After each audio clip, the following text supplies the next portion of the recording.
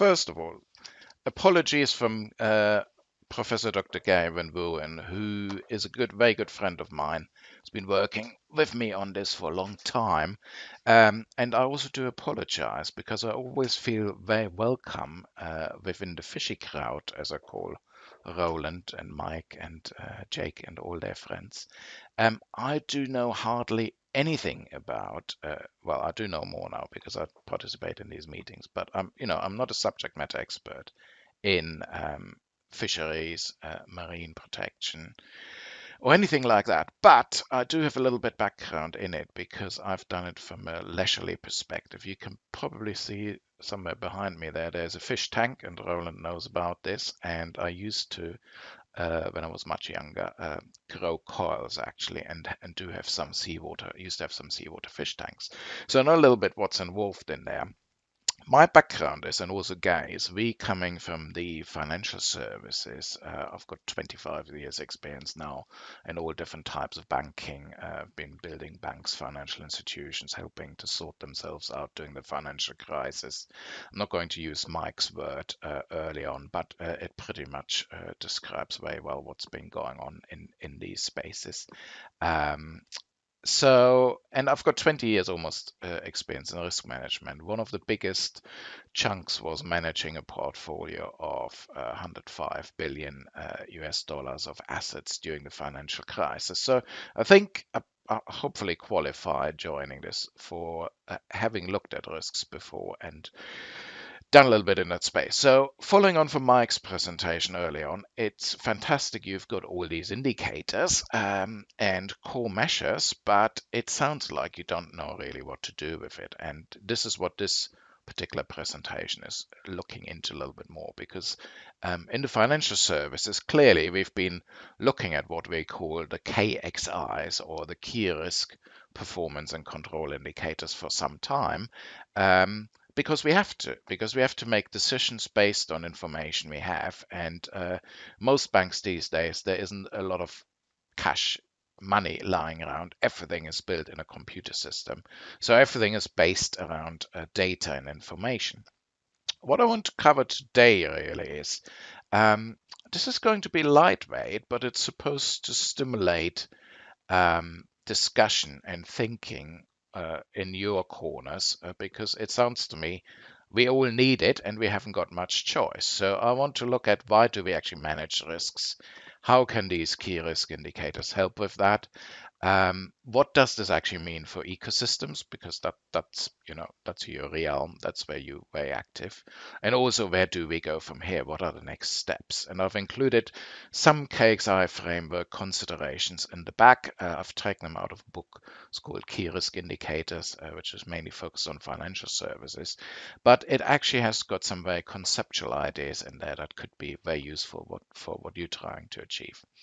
So I guess let's think about this a little bit first. Why do we actually manage risks? And usually I do these presentations all the time to different audiences, mostly business and sometimes academic. And I usually ask, what are the two most important key strategic objectives of any organization, or in this particular context, an ecosystem? And it's surprising what people are telling me. If you talk to banks, they say, we want to make profit, stakeholder impact. We want to make money. That's the business we are in. But ultimately, really, if you think about that, it doesn't matter if it's a bank, a corporate, large corporate, an NGO, any kind of organization. One of the most important key strategic objectives is, of course, survival. You want to have a going concern and you want to continue doing that. It's no different with an ecosystem. It's no different with our planet. If we take into account what Mike told us earlier on, we might as well just pack our bags, jump on a rocket, fly out to Mars or elsewhere, because at some point, if we continue the way we're living at the moment, this won't be sustainable anymore. A couple of days ago, I saw a very good documentary here in the UK on BBC that was particular about the second largest global polluter, and surprisingly, first largest one is obviously petrochemical oil companies. But I didn't realize until then. I would have thought, okay, plastic or anything like that, but it's actually the fashion industry. And there were some examples given how much 1,000 liters of water are required to produce one single jeans or one single item of cotton clothing. And Mike will know this in the UK. If you look at all the big stores, it's a bit like a throwaway economy. And we wasting up all this water and we playing with our and our children's future here. So the first important strategic objective is survival, but then the second one is, and they're both very closely connected, of course, is survival with a long-term sustainable benefit. Now, if I talk to a bank or a corporate, that sustainable benefit usually also comes along the lines of profit, but it goes further. So you got stakeholders, you got employees, you got the wider public, you got a local economy, whatever. But if we talk to someone like the United Nations or another NGO, sustainable benefit would be the greater public good, essentially. So this is very important, and this is really why we are managing risks. Now, let's have a quick look at risk management itself.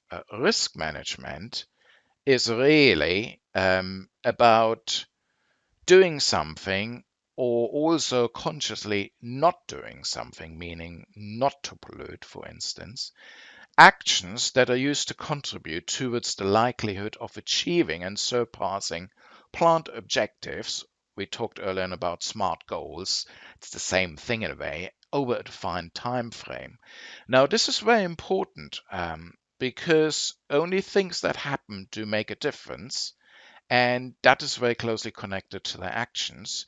Equally, if there is no uncertainty, then risk management has no meaning. Risk management is managing uncertainty and reducing the certainty or uncertainty of certain events to happen. So you can see already here there is a combination of elements in this fairly generic definition of risk management that are aimed at achieving objectives, that are aimed at achieving goals, but equally aimed at achieving performance. Performance of a company, performance of an ecosystem, whatever it is. So if you take this and boil this down into two things, we've got a couple of elements here. One is, let me click this button, see if this works. So it is working now. Or should be working, hopefully. Doesn't like me. Here we go. So one is, of course, a big risk. And in the case of our planet, our marine systems, our ecosystems, there is a clear risk of extinction. It might be ended at one point and there's no life left in it, which means on the other hand, we should ensure we are performing, which means if we're doing risk management properly, we're staying alive and the fish still keep swimming in the fish tank or in the ocean. It's not that different. But what do we have to do with it? We need to think about controls, tools that can be put into place, in that case, the life buoy, to keep us afloat, to keep us going. So it's very, very simple. And if we take these, then we need to think about, okay, how can we actually use key indicators that might help us with that? Now, the next slide, I think, and I sense from having spoken to Roland before many times on this on this topic, in particular after the workshop we had in February 2017 in Hamburg, the next slide, I think, is crucial for what we in the financial services have been doing probably since 2002, when Dr. Robert Kaplan developed what is known as a balanced scorecard, a performance tool to measure performance, but also to measure risks. But equally, what you're doing, you're collecting an awful lot of data, what you call indicators, metrics, but the question is, what are you actually doing with it? So let me start here then. The first definition, and Roland, you will notice this is slightly different to the one you've initially produced in your paper. I've refined that a little bit now. So key risk indicators are actually metrics which are specifically selected to indicate the probability and the impact of risks that if these risks crystallize, would undermine organizational or, in your specific example, ecosystem specific objectives. That's the first one. It's an indicator. Mike early on said it could be a core measure, but it's specifically selected by someone, in that case, the fishy crowd, your community, ICs, UNECE, whoever working together, and you may need to form a working group on the back of that, a global working group who helps developing these key risk indicators. But it's identifying these metrics, selecting them, and they then indicate both the probability and the impact of risks on the ecosystem performance and objectives. Which brings me to the next point. The key performance indicators are the same metrics, if you like, but they are metrics thresholds, which are then determined, selected, and monitored to indicate the organizational ecosystem performance in achieving your strategic policy goals. So it's not something different, but it's a different way of looking at the same metric with a view of setting specific thresholds. So I come to this in a minute, but the fish tank behind me, I've got 3 rosy barbs in there. They're tropical fish. They like a certain temperature. If that temperature goes close to boiling point, then the only thing I can do is eat them because I won't be able to enjoy them anymore. So there's certain thresholds which determine whether this part of this ecosystem performs or not. Which brings me to the third one. Because you got obviously then also key control indicators. Again, the same metrics or metrics thresholds, but they are selected and monitored to indicate when controls are breached by risks crystallizing that are, without any intervention, detrimental to the achievement of these objectives. And you see already at the bottom, the most important message coming out of that is key performance indicators, the KPIs, simply provide assurance I'm alive, my ecosystem is alive, the ocean is alive, the marine biology environment is working. But breached KCIs, breached control indicators, must trigger an action by management, an action by policymakers. Mind you, policymakers typically take an awful long time to make any decisions. So by then it's probably too late. And I'll come to that a little bit later. You need to think about very closely and carefully whether you are selecting leading indicators, coincident indicators, or lagging indicators. And ideally, I'd say most of the indicators should be leading indicators because you want to have an early warning system put in place that allows you to determine the next action, the controls that should be triggered off. So let's think about a little bit about some of the key, very generic design principles, what these key indicators all should be. So they should use meaningful information and metrics that are already collected and available. You guys are very, very lucky today because looking at your at Mike's horrendogram earlier on, you clearly are collecting all sorts of stuff, and I'll come to that on a later slide. ICES in particular is taking a lead role in doing this with all the different databases you've been building over years, up to 130 years. So all this stuff is there. It is meaningful, it is well known and understood in most cases to your scientific community. It also is important that it's giving you a high level of confidence in the accuracy. The reason for this is if your data is not reliable and you're making very important policy or general decisions on the back of that, that could influence the quality of the decision. So you need to have accurate data and you need to have sufficient data quality. If you've got a lot of empty data points sitting within your trends, that isn't telling you anything. So you need to make sure this is all consistent, it's monitored, the data's been assessed, has been reviewed, there's quality assurance around that.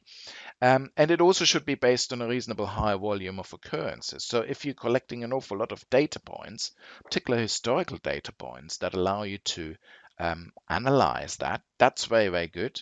If you only got a one-off incident, that's probably already too late because that typically means it's an actual loss. And it also needs to be measurable. So you need to have quantity, position, values, and so on. All these elements So what are the benefits of these key indicators, these KxIs? They actually enable to monitor organizational or ecosystem performance. They also help you to identify the risks of actual changes to an organization, or in your case, to the ecosystem. They should be used to provide a visual graphical comparison of the as-is state, that's as it is now, versus the desired state.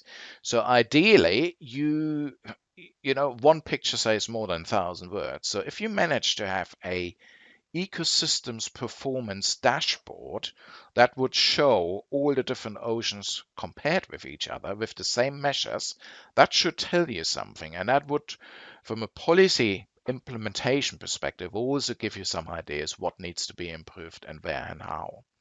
Most importantly, and that's obviously where the key control indicators come in, they should function as an early warning flag, highlighting any deterioration of conditions in your ecosystem. And you can do that by using different levels of thresholds and different levels of triggers. So you could have a soft trigger, and I'll come to that in a minute, and you could have hard control triggers. They should provide a possible indication of causal risk situations. Again, I come to that and I use some of Roland's and Mike's bow tie analysis tool for that. They need to be quite quantitative and focused measurements, because only then can you really indicate changes and highlight these changes. And they need to provide a basis for risk mitigation or performance improvement. I guess in the case of the environment, you wouldn't necessarily focus too much on performance improvement. You would more focus on risk mitigation. But longer term, mitigating or getting some of these risks or level of pollutions down also means overall the conditions are hopefully improving. And that ultimately means there is an intrinsic performance improvement. Whatever you do with those, you need to have a solid basis for informed decision making. Decision making at a country level, at a policy level, at a local level, but equally at a geographic level up to, on a world scale. What are we doing, for instance, with plastic pollutions, with all these bottles ending up, with microbeads in the UK? Even if you stop microbeads usage in the UK only, we are connected. I'll come to that in a minute. We are part of a global ecosystem, so you need to keep this in mind, and you need to keep this in mind when selecting these key indicators.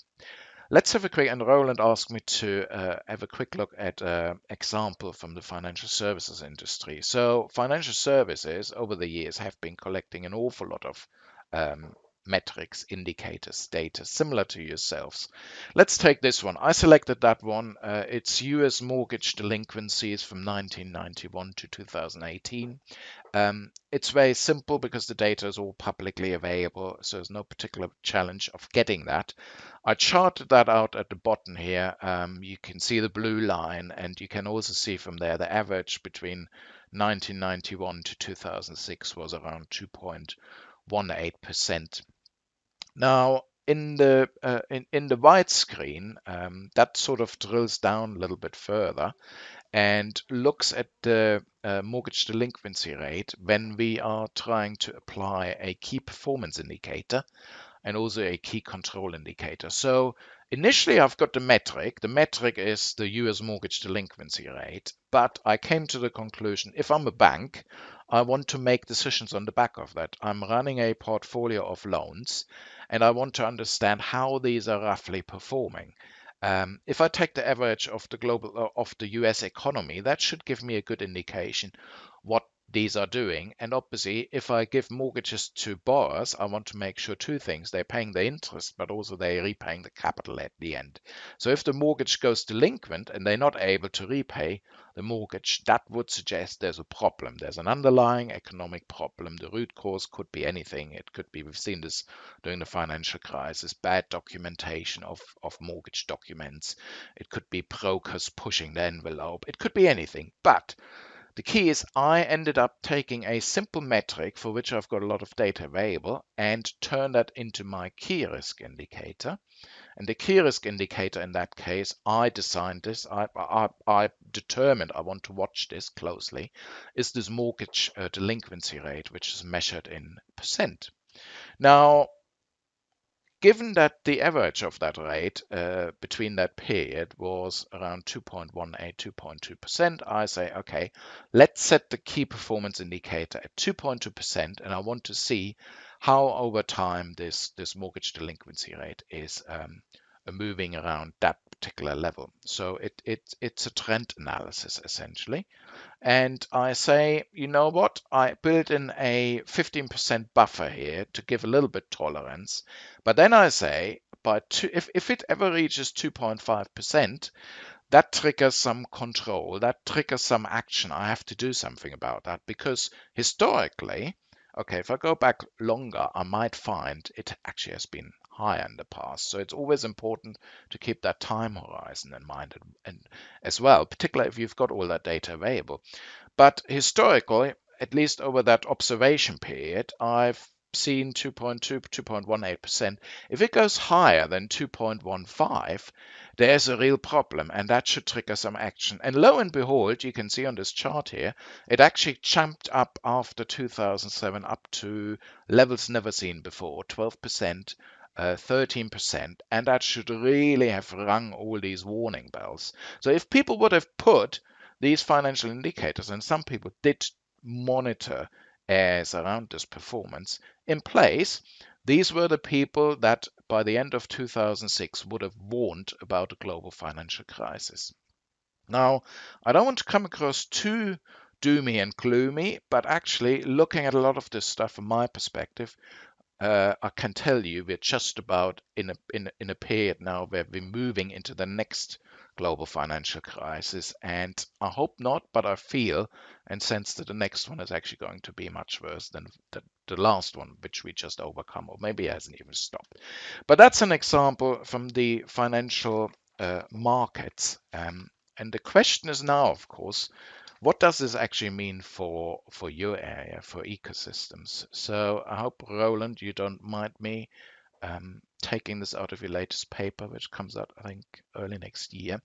One of your bow tie analysis examples, which is around the state change and the state change, particular of an ecosystem. So it's very generic. But if you look here, on the one hand, you have got root causes that impact this particular state change of this ecosystem. And then on the other hand, you have causal effects. So from an operational risk perspective, if you would undertake analysis here, you would always come back to something that is the root and then causes something else to happen. In this case, let's say the risk is simple pollution and it's very widespread, as we heard from Mike early on with this chart and this horrendogram. And then obviously you've got two major, well, maybe three, but one of them can be broken down into two. So you've got man-made contributors to this risk, and one is system endogenic and the other one is system exogenic. What I would say is the difference here is really system endogenic would be within in the ocean environment. System exogenic would be, in our case or in the case of the SDGs, would be something that's happening on the land or elsewhere, but that also impacts the state change of the ocean. But then, of course, you also got shift in natural processes. I think elsewhere you call it climate change. You could argue it's an act of God. There's not much we can do. And let's think about it. We talk about global warming, we talk about global cooling. Yes, there's a lot of pollution going on, but ultimately the key source for planet Earth from a heat, from a temperature perspective, is ultimately really the sun.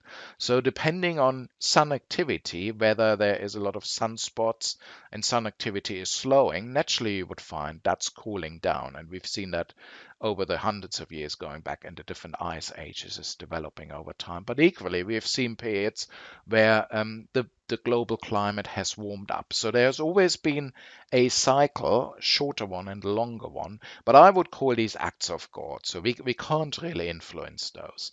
What we can do, though, is of course we can look at the state change, so we can try to determine whether the environment is relatively clean or relatively polluted. And one way of doing that is we need to identify key risk indicators, metrics, as I said early on in the definition, that help us to monitor that over time. And then equally, we also need to identify or use the same metrics and thresholds, which are telling us that that ecosystem part is actually performing or not. And then here come the key control indicators in. So that would be, in Roland's terms, different responses. It could be a mitigation control, so it could be uh, you can hear by now I'm German. So in Germany, you got the pawn system where you basically, when you have an empty plastic bottle, you bring it back to the shop or to the container, get some money back. In the UK, we haven't got that, but in the UK, we've got other controls. So we go to the beach and have these fun or not fun activities where you're collecting all that rubbish. So that would be more a kind of recovery control. But you need to put these controls into place. Now, if you, from an ecosystem perspective, of course, whatever you do, you want to drive an action. You want to have an informed decision. And the decision might be, actually, I'm fine with it. I don't need to do anything. But until you get to the point where you have the ability to measure all these KxIs, these indicators, you won't be able to have an informed decision because you just got a mess and melee of a lot of information that isn't telling you literally anything, because you could find any uh, I guess any message you want to tell or any story you want to tell, you could pick one of these indicators, one of the metrics from your pool of data. And I think, Mike, you alluded to that earlier on a little bit when you talk to politicians. The politicians either want to have it look very complex or they want to have it look very simple. But whatever way it goes, they will use the information you give to them and try to weave it into a story they're trying to tell. So you've got to be conscious of that. Whatever you do, you need to select these so you can actually make informed decisions. Now, if you want to select these, you have to put in quite a bit of thought from a framework consideration perspective. So first of all, you need to select general metrics and the attributes that relate to them. So what's the primary usage? How is it being measured? Is it being measured now? One important one is, of course, the time period. So is it a coincident happening right now, point in time indicator?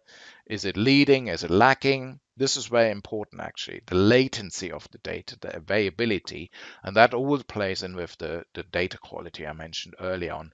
Also, they should be minimally correlated, because you don't need to pick 10 key performance indicators which all do the same thing. You want to look at different elements, and you have to be very specific in selecting those. And that's why it's important to set up I guess, a global working group of some kind that works on that and comes to an agreement to identify those. Now, from a data attribute perspective, you need to think about what is the unit of that metric, how is it being delivered. Ideally, you would want to collect this automatically. You don't want to have people sitting somewhere filling in a lot of spreadsheets. So if you can put sensors out there, whether it's a temperature gauge or something else that collects that information and then sends it to a central repository, that would be very, very useful. Which brings me to the next point. What is the source? Where is it coming from? Is it cost effective? You need to have a steward, someone who is responsible for the collection of that data. It could be someone like KxIs, for instance, who is doing this already. You need to have some quality control process sitting behind that. So reviewing, attestation of that data, detailed reconciliation. And you also need to think about how long do you want to keep this, because if you keep collecting an awful lot of data, even if it's electronic, yes, okay, storage costs are coming down, but you need to do something with it. It's sitting somewhere. How long do you want to make it available? What are you going to do with it? So next point, not going into details here, but it's about storage and capture. Thresholds, trigger management, they're obviously very important because you kind of need to calibrate these controls. And that calibration, again, can take an awful lot of time to not only finding the right metric, saying this is now a key performance indicator, but when you want to turn this into a key control indicator, you need to identify what the thresholds are you want to use for this. Roles and responsibilities, again, you probably need an overarching working group to do this. And then you also want to have logs. So you want to have an audit trail of all these thresholds for the KIs and any associated action, because these might change actually over time. And if they change over time, you might want to go back and understand why they have changed, what triggered that, and how did that impact the use of these KxIs. Monitoring usage and reporting. Yes, these KxIs, they should become the source of truth for that particular piece of information. So there's no point saying we are measuring temperature by looking at is there steam, is it frozen, and what's the temperature of it. Come to the conclusion, use the temperature, and whether it's Celsius or Fahrenheit doesn't really matter, but one measure is enough. You don't need to have all these measures around, and you need to be very clear what is your golden source for that. And then, of course, it should also be effective and governed. So you should have at some point an effectiveness review focused specifically on the data quality and data collection and the sensitivity of these. These are just some very generic considerations. And in the appendix of that slide deck, which are given to Roland to share with everyone, there is some more detailed information there from this book I mentioned early on. Let's talk about this fish tank again, because in an ecosystem perspective on in Realm, it's actually anything but simple. And here's where the challenge lies. And I understand from Roland and others, you've been collecting indicators for an awful long time, but you haven't got to the point yet, to the point of maturity, where you're actually doing anything with it and doing some action. So take the fish tank. Okay. Now, if I say I've got the fish tank, there's one behind me. What could be suitable KxIs for that? And I could say, okay, in that case, depending what it is, if it's freshwater fish or seawater fish, I need to know the salinity, I need to know light temperature, whether there's food, filtration, plants, corals, and biodiversity. So if I get this all right in that particular fish tank, you could argue I've probably got a good chance that they do survive for a good long time. But, and here's the important thing, you are looking at your ecosystem with your very focused view from the world you're living in. What you might be forgetting easily is actually, hang on a minute, yeah, there's a fish tank. It's in the house is around me, and the pump in the fish tank is being run by the electricity. I need to fill it up with water supply that comes out of the tap, so that's an external exogenic factor that's impacting what I'm putting into that tank. And then also air quality, because if I paint that room and if I don't keep the windows and doors open and maybe some ventilation, I still might blow in all the all the content from the paint in the fish tank, and the fish might still die. So I need to keep that in mind. And then finally, of course, that house is not just insularly hanging in the air there, it's actually sitting, on planet Earth. That's where we are. So we got geographical, geopolitical factors we need to take into account. Legislation, I mean, Mike's presentation earlier on, it's just mind-boggling, all these different elements of regulation, how they're supposed to supporting what you're doing. And in all fairness, they're probably more limiting than anything else. And then obviously you also got global conventions. So you got, in this case for fish, I might not be allowed to have these. So you got the Convention on International Trade in Endangered Species, and you also got conservation of migratory species of wild animals, and all sorts of other restrictions that might not allow me to actually keep my fish alive in this tank. And then finally, one thing I didn't put on there simply because it's so big and it didn't fit on the slide is even planet Earth is not just hanging there by itself. We are part of the universe, and we got the sun and the impact of the other planets. We got magnetic fields. We could think about pole shifts, whatever. But there's other factors that are playing into that, and it's important to keep in mind we're really looking at a system, the fish tank, with another system, the house, and the system Earth and the universe. So it's all interconnected. These are all working together, and there's an interconnectivity between all of those. So in determining the suitable KxIs for your system, which is a part system, the marine, ecology, ecosystem, it's very important to keep these in mind. And here's, I guess, the challenge. So the question is really, now I've thrown all this stuff at you, and it seems to me after having conversations after the workshop in Hamburg that kind of knocked a few of you people almost off your chairs, which really surprised me. Question is, where do we go from here? Well, the good news is actually you've got tons of data. You got plenty of it. I mean, look at it there. You got 184 million data points when I counted them over the weekend. You obviously got more by now because the measurements update.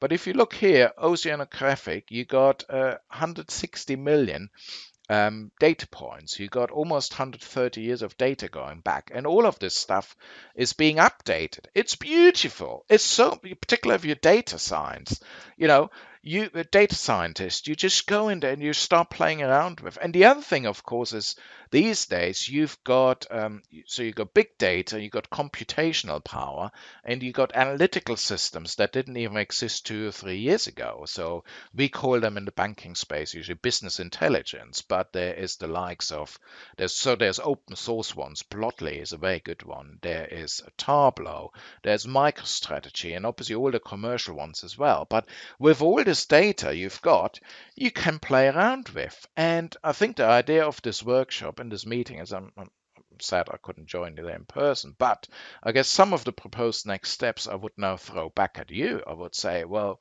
use this working meeting to discuss all this in an ecosystem context further.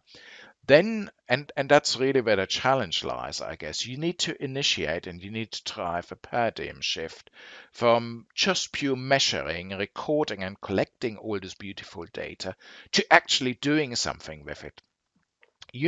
Which then means really you need to develop a methodology pilot that can be tried out between yourselves. Maybe a first small, take a lake, then take the sea, take an ocean, and then sort of try um, expanding it across the globe.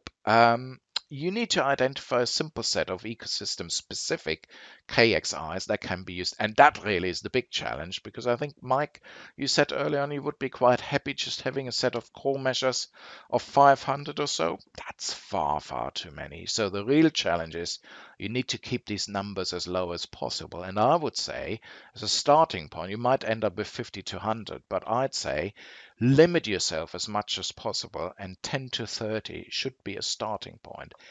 That's the tricky bit, selecting the key ones that are really important you want to measure and look how they've developed over time. Because the more you expand this, the bigger this whole thing gets. And there's so many stories being told within these, it's not telling you anything. You can't see the tree within the forests anymore.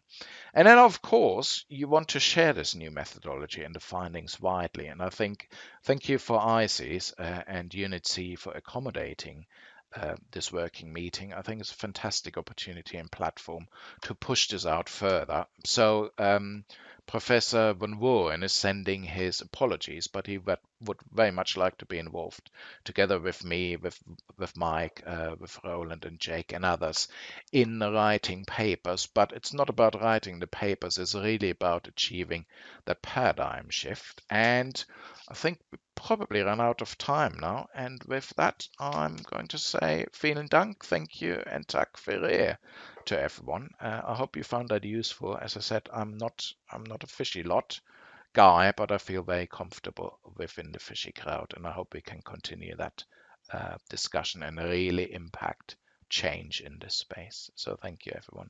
Happy and open for questions if you would like any.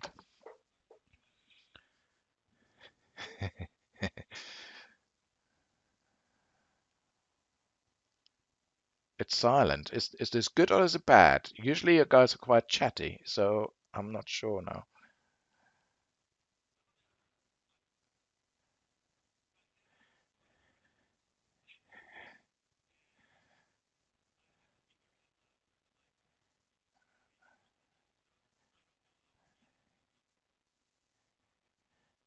If I think if you're loud enough, I could hear most people early on. So if you're loud enough, and maybe stand up and try to direct towards the mic. Yeah. Sorry, this one. Yeah. Yes, yes, absolutely can. Yeah.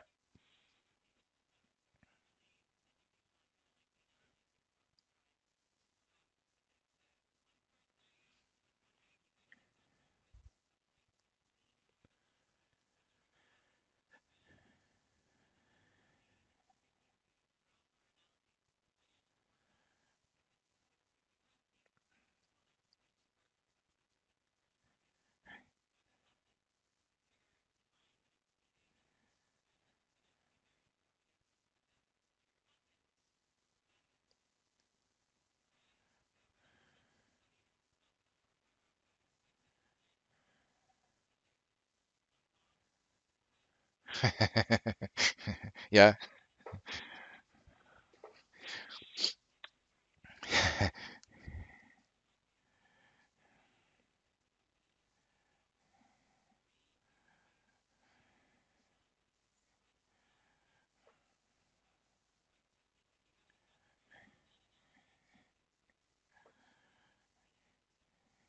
Y- Yes, many actually. So thank you for your question. I give you an example. These, I said earlier on, it needs to be about informed decision making. So typically in a bank world, you have both. You've got delegated authority, so you've got board level that breaks down decision making to the lower ground. Essentially, everyone has got a role, a job description, something to do. But equally, you got a predetermined escalation route. So in my case, I was managing a 105 billion structured finance book, probably one of the largest books. Of any bank globally at the height of the financial crisis, we realized US subprime mortgages are just blowing up front, left, and center. And on the back of that, because we monitored this, we monitored the underlying different asset classes, the default rates, delinquency rates, arrears. So arrears is when a mortgage is not going delinquent yet, but it means that the borrower has got difficulty to repay. And I would see this as a soft trigger. So you can monitor these different metrics at different stages and with different thresholds. As we managed to identify there was a problem, we would go to the board, or I would go to the head of risk, and the head of risk would then go to the board and present this. There's, of course, a time difference. These things don't happen every day. These meetings are pre scheduled, they usually happen every 4 weeks or so. So you prepare paper, do your research, send it in, goes to the board discusses it, comes back. Now, in this particular organization, I'm not going to say who it is, this particular organization, I had the head of risk coming back to me, kind of throwing this stuff back at me and saying, hang on a minute, I didn't know we've got this. I don't know how big it was, very big, 4 billion pound book of subprime mortgages we're sitting on. It's all crashing in. What are we going to do with it now? Nobody told me this. I said, hang on a minute. First of all, you knew about it for the past 4 years. No, I didn't. So I pulled out the board reports from the past 4 years. I said, here we go. Structured finance, structured for a nice breakdown of everything. They knew about this, and they didn't do anything because they didn't understand, or they said, "Who cares? As long as we're making money, not particularly interested, really." But then, yes, the board has to make decisions. It could be that at that point in time is actually too late because the board then say, "Okay, you have 4 billion of crappy assets. What are we going to do with them? We got to sell them." But in the meantime, because everybody else picked up there's a problem, the market price would drop, so you wouldn't get $100 back for your $100. The value would drop to $50 or $20. You might as well then just sit on this stuff. So similar in an ecosystem perspective, we and most of you will know it is very difficult to influence policy making. By the time you pick up there's an issue, a real bad issue, and you go to your policymakers and have got problem here, say, oof, we got midterm elections coming up. This isn't really good. Can't we just put it into the long end? Can cover it up, change your data, change your assumptions, do something with it. Don't monitor that metric anymore because it isn't really that important. Monitor something else. You scientists, you're very good at that. Come up with some fancy papers. Go away. Come back in half a year's time, and then we talk about it again. Now, that's not going to happen. It needs to be determined that these things are very important and you need to make decisions right now. But obviously, you're doing trend analysis, so you're monitoring this over time.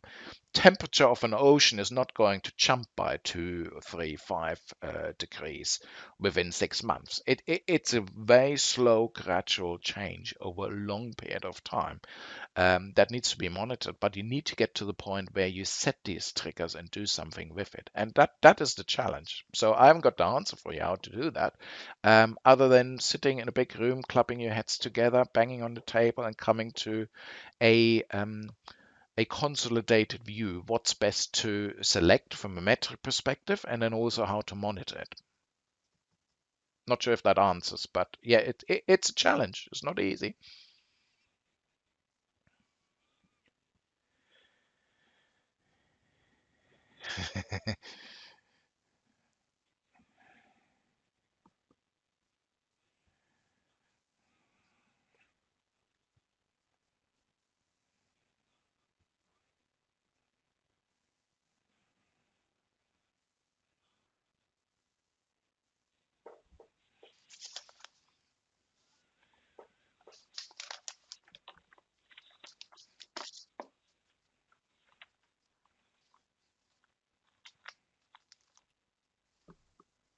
Yeah, I can hear.